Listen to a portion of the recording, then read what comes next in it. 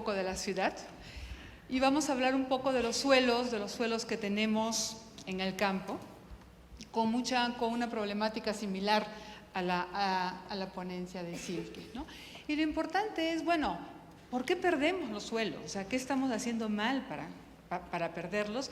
Y realmente, ¿qué podemos hacer? Porque hay mucho que podemos hacer para conservarlos, ¿no?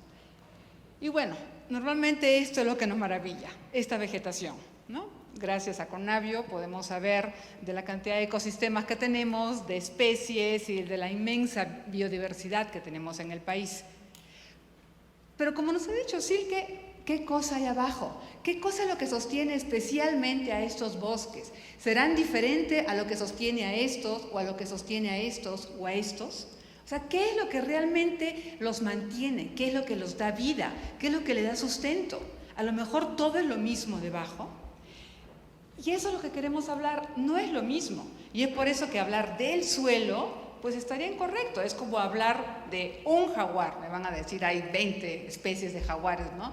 Bueno, es lo mismo. Hay muchas variedades de suelos, muchísimos. Ustedes ven nada más los colores. Hay más negros, hay más claros. Pueden haber más pedregosos, más rojizos, más superficiales. Bueno, ¿por qué? ¿Por qué tenemos todo esto? Bueno, y todo esto es igual, finalmente. Es lo mismo tener esto que tener esto.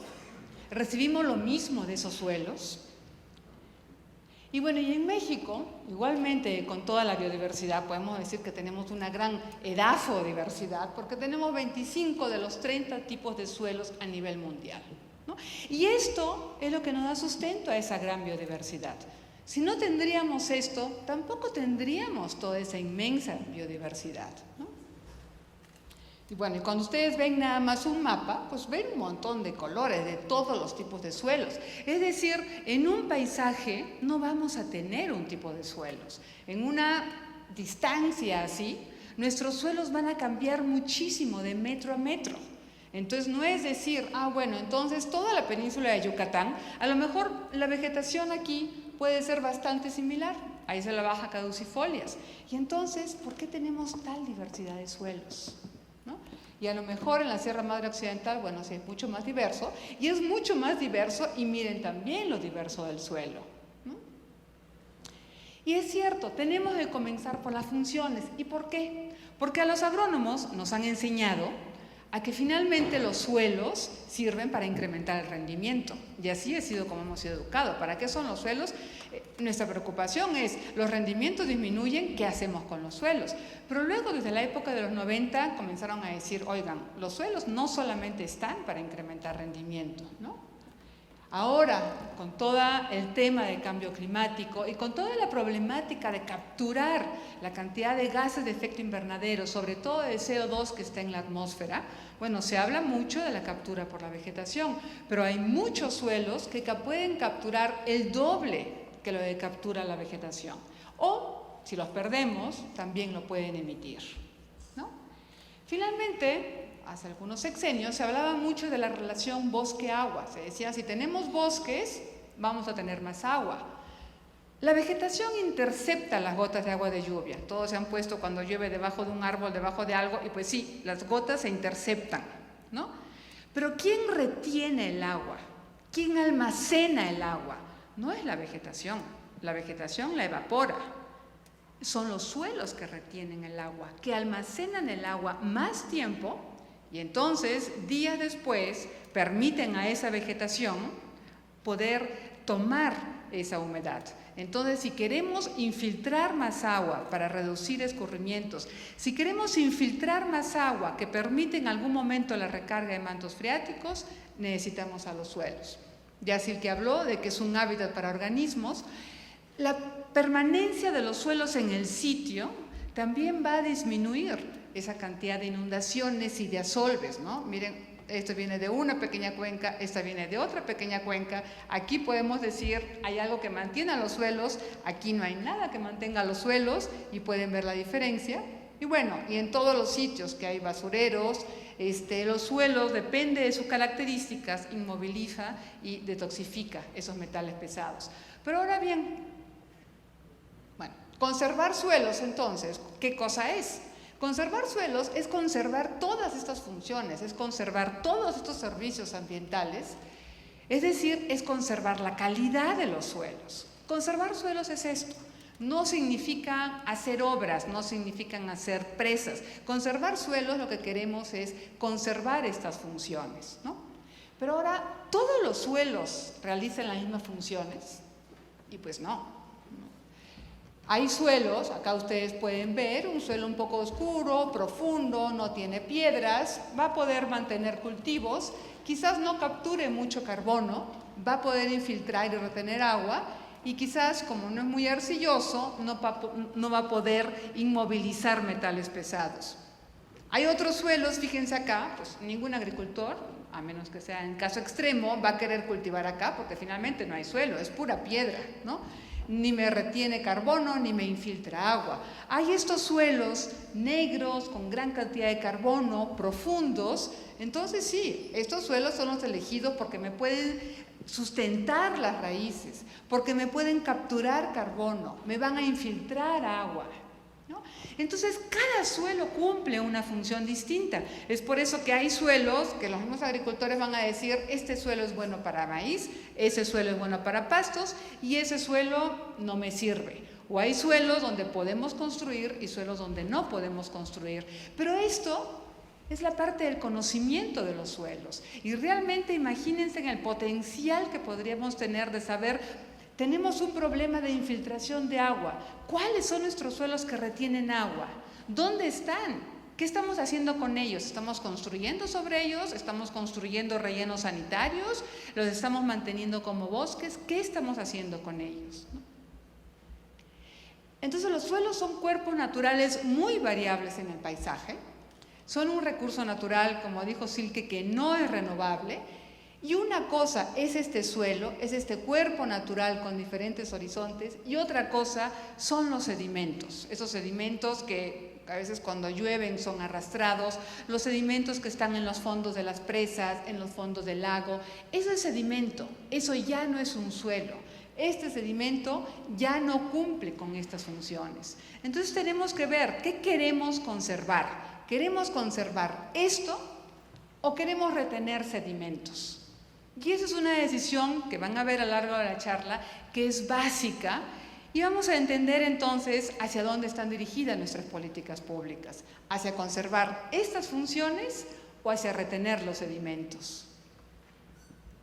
Ahora, ¿por qué perdemos suelos?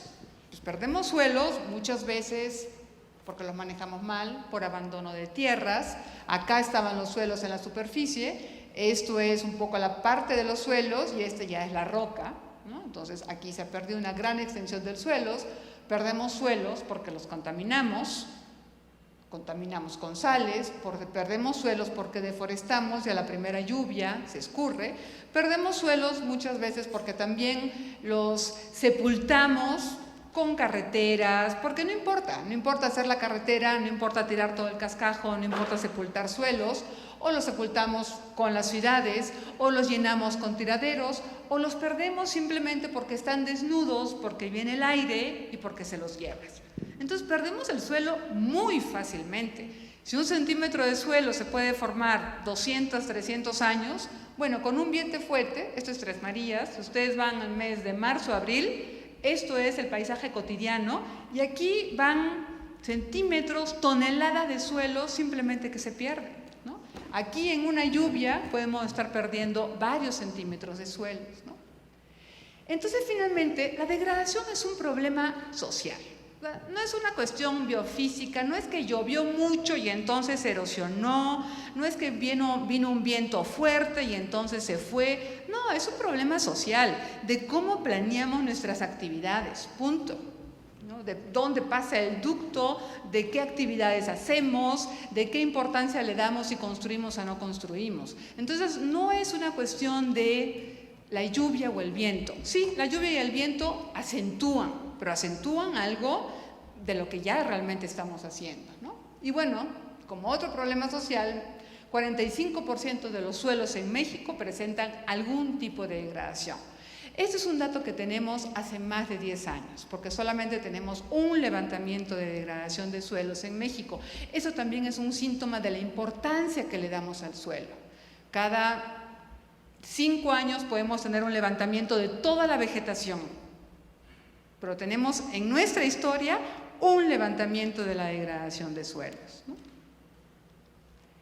Ahora, por ejemplo, nos dicen, la ganadería es causante del 38% de la degradación de suelos. La ganadería. Y sí, la ganadería normalmente puede entrar, absolutamente borregos, vacunos, caprinos, todo, van a comer todo, sí, y pueden generar este tipo de rasgos por el paso que van a causar, van a ir compactando y van a ir causando estos caminos o pies de vacas.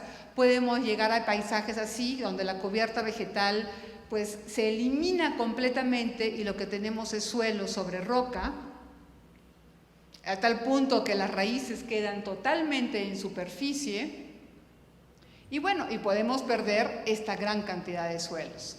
Pero ahora bien, yo me pregunto, ¿es el ganado realmente el causante o es cómo nos organizamos para regular la actividad ganadera en las áreas de uso común? O bien es el impacto de las políticas públicas que están determinando a dónde va el ganado, cuánto ganado y qué tipo de ganado.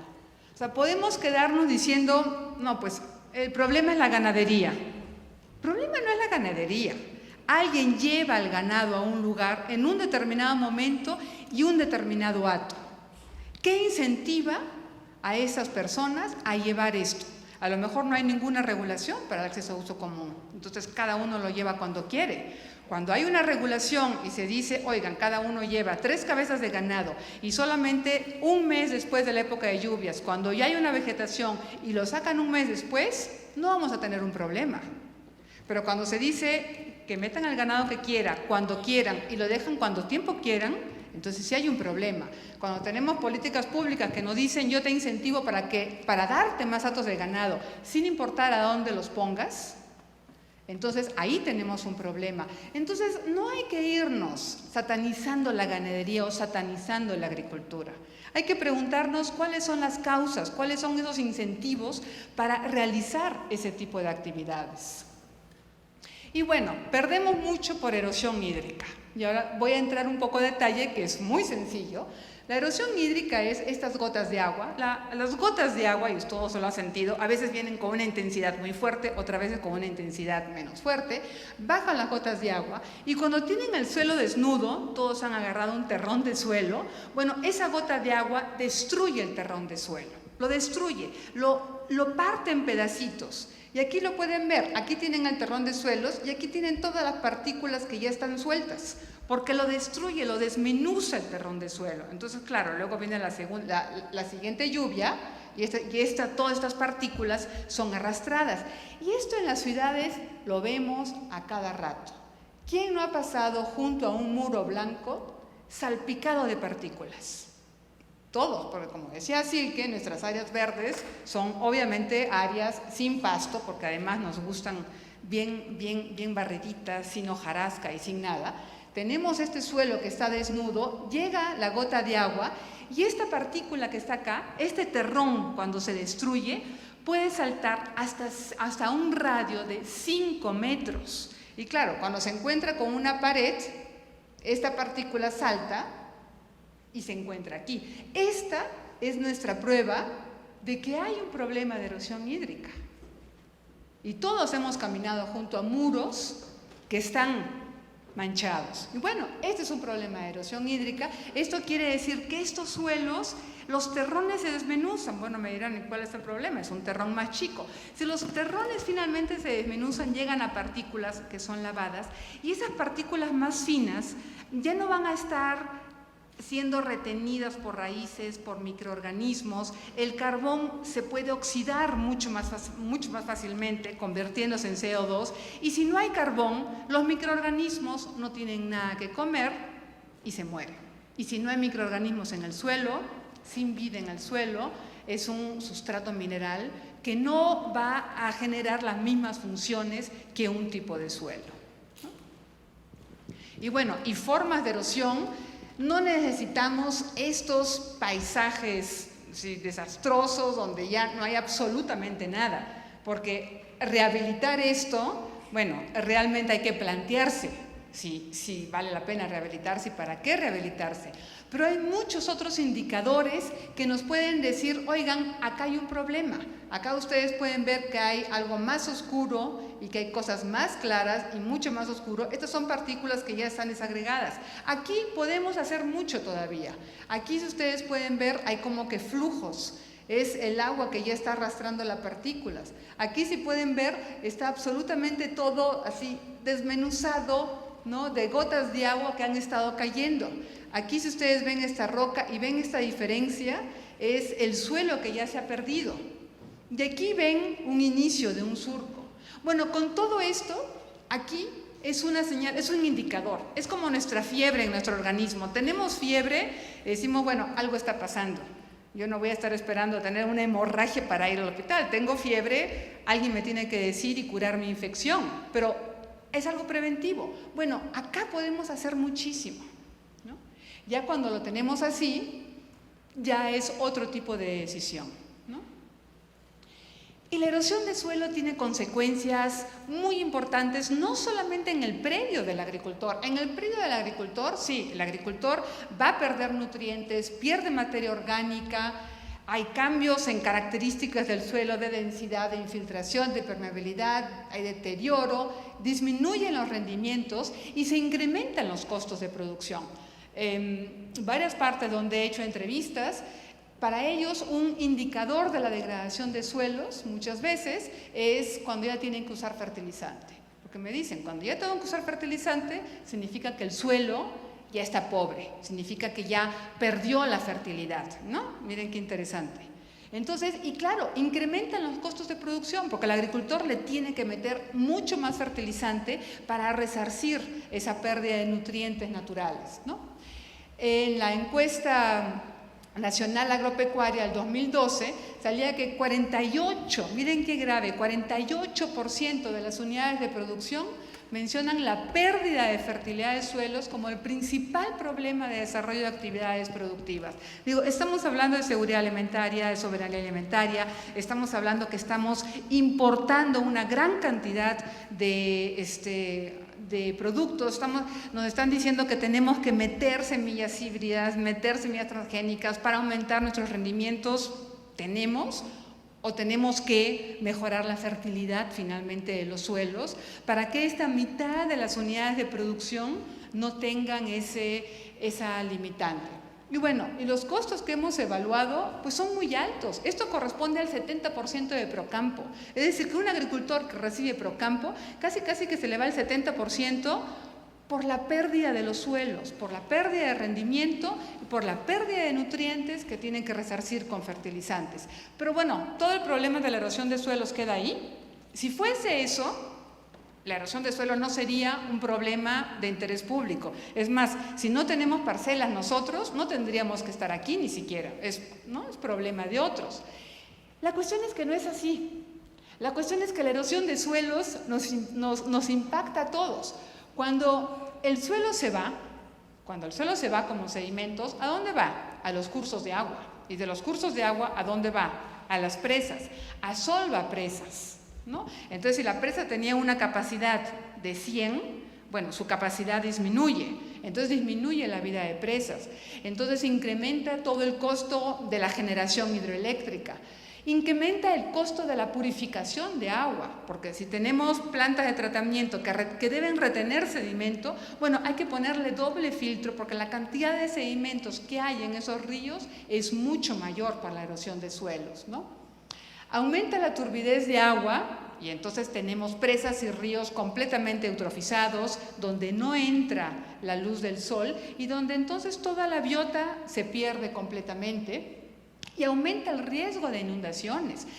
Si tenemos ríos que tienen, no sé, así de profundidad, pero que en el lecho se van acumulando sedimentos, la profundidad del río disminuye. Y si viene un río con el mismo caudal y que no puede pasar por ahí, pues ¿qué es lo que va a hacer?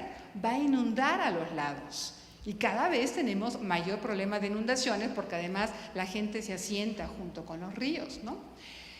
Estos ríos, bueno, se contaminan por metales pesados, por componentes orgánicos, entonces además tenemos sedimentos que vienen con metales pesados, con compuestos de pesticidas y no tenemos plantas de tratamiento para eso. Nuestras plantas de tratamiento retienen sedimentos y se les pone cloro para bacterias y se acabó.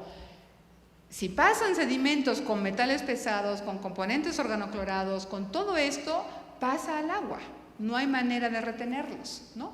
Finalmente hay una gran cantidad de emisiones de gases de efecto invernadero. Todas estas partículas, el CO2 entonces se oxida, va a la atmósfera y bueno, y entonces el suelo, en cambio de estar capturando el carbono, lo está emitiendo.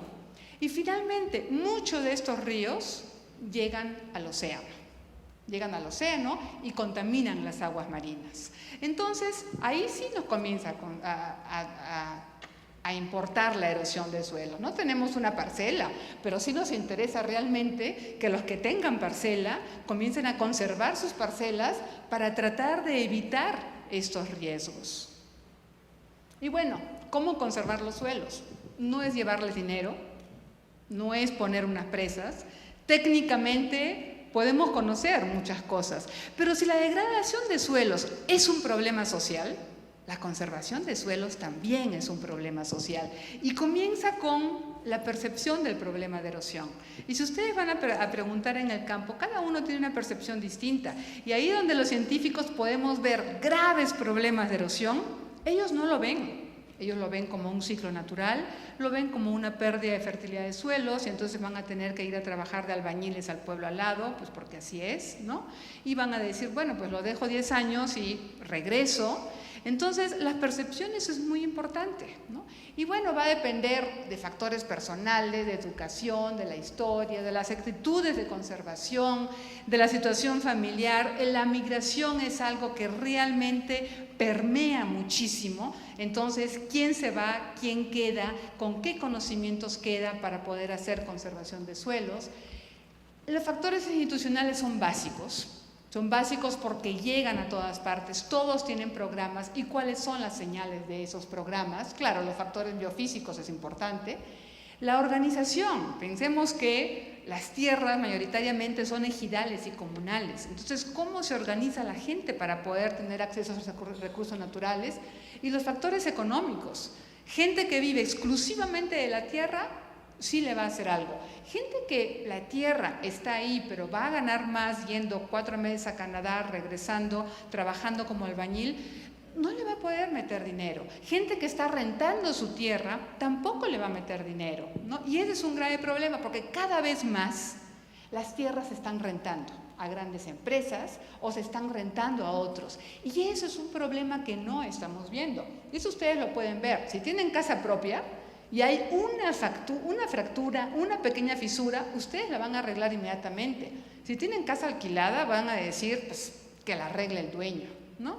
Y eso es lo que está pasando, ¿no? Porque muchas de las tierras están siendo alquiladas.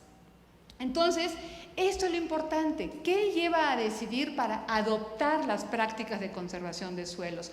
Una conservación es exitosa cuando la gente adapta la práctica sin necesidad de un incentivo económico. ¿Y eso es lo que estamos haciendo nosotros? O lo que estamos haciendo es dar incentivos económicos como único realmente incentivo para poder hacer algo, ¿no? Conservar suelos es tenerlos protegidos. O sea, si decimos que la gota de agua viene y erosiona el suelo, entonces es sencillo.